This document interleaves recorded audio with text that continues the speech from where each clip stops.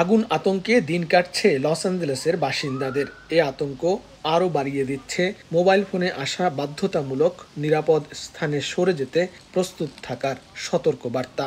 গেল 5 দিনেও আগুন নিয়ন্ত্রণের তেমন কোনো ভালো খবর মেলেনি।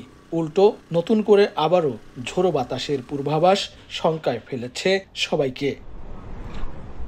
স্থানীয় সময় শনিবার থেকে দিক পরিবর্তন করে আরও পূর্ব থেকে উত্তর দিকে ধাবিত হচ্ছে দাবানল। এ কারণে 6 এলাকায় জ্বলতে থাকা আগুন ছড়িয়ে পড়তে পারে নতুন নতুন এলাকায়।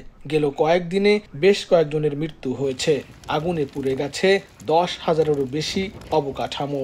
দাবানলে এ পর্যন্ত $200 বিলিয়ন ক্ষয়ক্ষতির তথ্য দিয়েছে আবহাওয়া বিষয়ক ওয়েবসাইট অ্যাকুওয়েদার। মার্কিন প্রেসিডেন্ট জো বাইডেন লস অ্যাঞ্জেলেসের দাবানলকে যুদ্ধের দৃশ্য হিসেবে উল্লেখ করেছেন।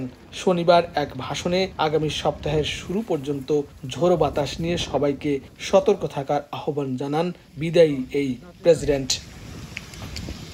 দাবানল থেকে বাঁচতে এরই মধ্যে লক্ষাধিক মানুষ শহরটি ছেড়েছেন। শহরের পশ্চিমের সান্তা মনিকা থেকে মালিবু এলাকা পর্যন্ত জ্বলতে থাকা প্যালিসেডস দাবানল থেকে বাঁচতে সেখানকার মানুষকে আবারও বাধ্যতামূলক সরে যেতে বলা হয়েছে।